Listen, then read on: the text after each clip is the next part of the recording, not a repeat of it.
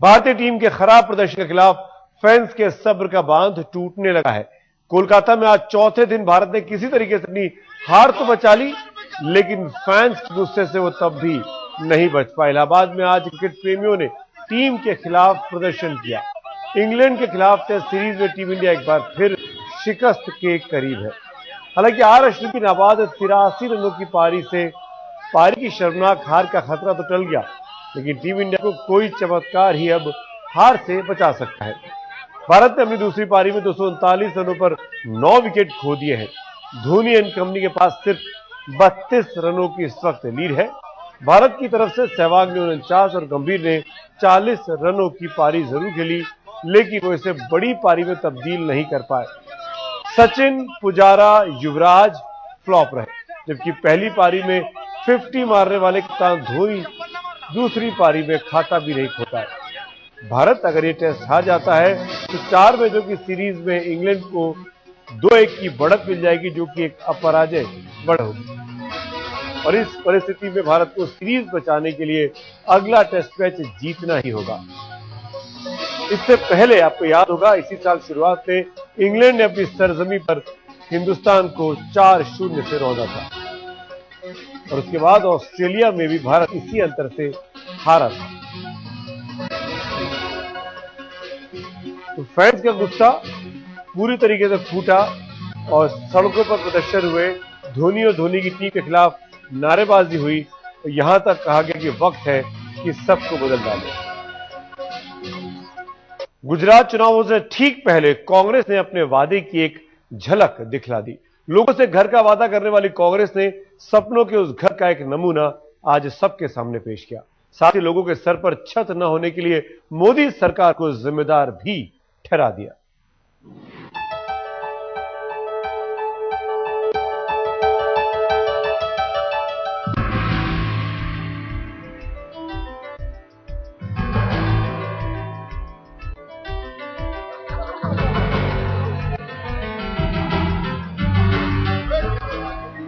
जिस राह से गुजरात में चुनावी जीत का सेहरा बांधने में जुटी है कांग्रेस, उसकी सब बाधाओं का काट दिया फीता। गुजरात की 6 करोड़ जनता को कांग्रेस ने दिखा दिया वो घर, जिसका सपना उसने चुनाव से पहले ही दिखाना शुरू कर दिया था। सपनों के इस छोटे से घर में सब कुछ नहीं तो बहुत कुछ है। कांग्रेस के इस चुनावी घर में बहुत बड़ा नहीं, लेकिन ठीक ठाक सा किचन है, तो ड्राइंग रूम से लेकर बेडरूम तक सब कुछ सजा संवरा है। दिखने में एकदम लकदक चकाचक है कांग्रेस का ये चुनावी घर। कांग्रेस के ये वही घर नु घर योजना है जिसको लेकर उन्होंने अपने मैनिफेस्टो में लिखा गया है कि इसी तरीके का वो घर देंगे। ये एक सैंपल हाउस उन्होंने कांग्रेस ऑफिस में बनाया है, ताकि जो महिला है वो ये जान पाए कि उनका जो सपनों का घर होगा वो कुछ इस तरीके का होगा। ये 1 बेडरूम हॉल किचन का घर है। आप देख सकते हैं कि जो कमरे हैं वो काफी स्पेशियस जगह वाले बड़े बनाए गए हैं। इसके अलावा जो बैठने का जो मुख्य कमरा है वो भी काफी बड़ा बनाया गया है। खास करके यहाँ पे बताया गया है बहनों को कि इस तरीके का घर है जो सिर्फ टोकन अमाउंट पे उन्हें दिया जाएगा। मोदी को मात देने के लिए कांग्रेस की इस बार जो सबसे दमदार चाल है, वो चाल है लोगों को मुफ्त का घर देने की। अपनी इस योजना का कांग्रेस ने चुनाव की आहट होते ही ऐलान कर दिया था। मैनिफेस्टो में भी कांग्रेस ने इस योजना को खूब असरदार तरीके से पेश किया और चुनाव से पहले ही करोड़ों लोगों के सपनों के घर की एक झलक भी दिखला दी। लोगों के सपनों के घर का दीदार कराया गया केंद्रीय मंत्री सचिन पायलट के हाथों से, जिन्होंने सपनों के इस घर का उद्घाटन करने के साथ साथ मोदी सरकार पर भ्रष्टाचार को लेकर भी निशाना साधा। आज गुजरात प्रदेश में मुझे बताया गया है 7,000 किसानों ने आत्महत्या की है, और गुजरात की जनता पे आज से 9 साल पहले जो कर्ज था वो था 24,000 करोड़। आज 1,40,000 करोड़ का कर्ज जनता के ऊपर है। अगर इतना विकास हुआ है, इतनी वृद्धि हुई है, तो ये हालात क्यों हैं? गुजरात आने से पहले ही सचिन पायलट के तेवर तीखे हो गए थे। एजेंडा आज तक में भी केंद्रीय मंत्री सचिन पायलट ने ऐलान कर दिया था कि इस बार कांग्रेस गुजरात में मोदी सरकार की ईंट से ईंट बजा देगी।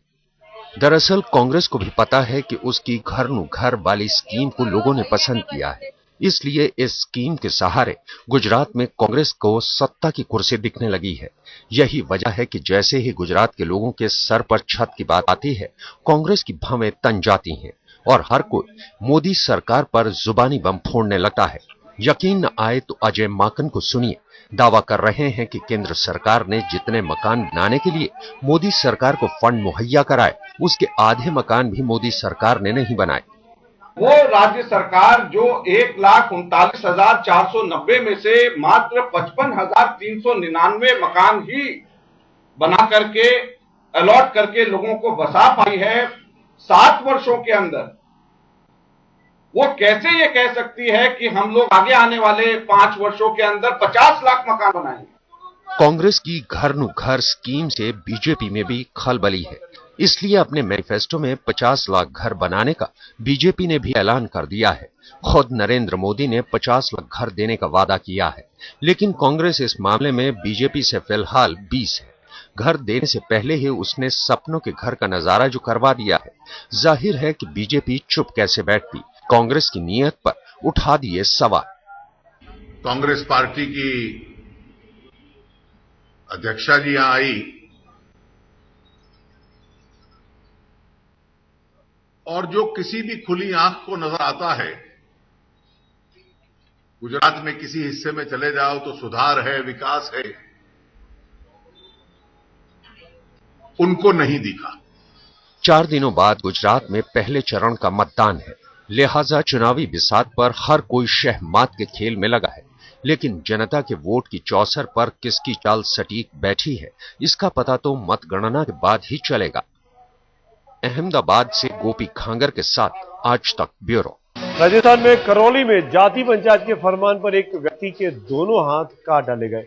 वो मदद के लिए चिल्लाता रहा, लेकिन लोग बेरहम बन गए। मसला जमीन का है। पीड़ित के घर वालों की माने तो गांव में उनकी बिरादरी के लोग कम है, जबकि दूसरी बिरादरी वाले बहुत ज्यादा। आरोपी रामजीवन मीणा ने बहुत दबाव बनाया कि पप्पू अपनी 8 बीघा जमीन उन्हें बेच दे, लेकिन पप्पू नहीं माना तो पंचायत से फरमान जारी करवाकर हाथ काट डाले। अपने लिए तो हर कोई जीता है, पर दूसरों के लिए जो जिए वही असली इंसान। कुछ ऐसा ही मानती है छत्तीसगढ़ में रहने वाली फूलबासन यादव, जिन्होंने पढ़े लिखे न होने के बावजूद अपने गांव की महिलाओं के उत्थान के लिए कई काम किए हैं और उनके सराहनीय कार्यों के लिए उन्हें एसआर जिंदल प्राइज 2012 से नवाजा गया है। इस साल एसआर जिंदल प्राइज 2012 की मानव जाति की अनुकरणीय सेवा कैटेगरी में फूलबासन यादव को 20 लाख रुपए की धनराशि से सम्मानित किया गया है। जिंदगी में कुछ कर गुजरने का जज्बा हो तो हर नामुमकिन काम भी मुमकिन हो जाता है। रास्ते खुद ब खुद खुलने लगते हैं और मंजिलें मिलने लगती हैं। गरीबी और पिछड़ेपन की मार झेल रही फूलबासन के एक संकल्प ने मानो उनकी जिंदगी का रुख ही बदल दिया। महिला मतलब जोड़े काम कर रहे हूँ, गांव में बहुत विरोध हुई, फिर भी हिम्मत नहीं हारे हूँ। धीरे धीरे 10 बहिनी मतलब तैयार करे हूँ और 2001 में शुरू करें, फिर धीरे धीरे गांव से निकल के बाहर में शुरू करें। मैं अकेला ही चला था जानिबे मंजिल, मगर लोग मिलते ही गए और कारवां बढ़ता गया।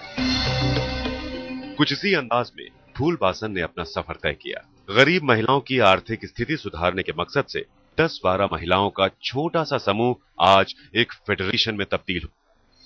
10 साल में इस समूह से करीब 2.5 लाख महिलाएं जुड़ी हैं और आज ये देश का एकमात्र सबसे बड़ा स्वयं सहायता समूह है। जो बंजर जमीन पड़े रही से, जहाँ 150 महिला मन 116 एकड़ जमीन ला लेके जमीन ला उपजाऊ बना है। सब्जी वब्जी स्वयं के छोटे छोटे बचत कर करके ए मन आज शासन के जमीन ला लेके बहुत अच्छा काम करते।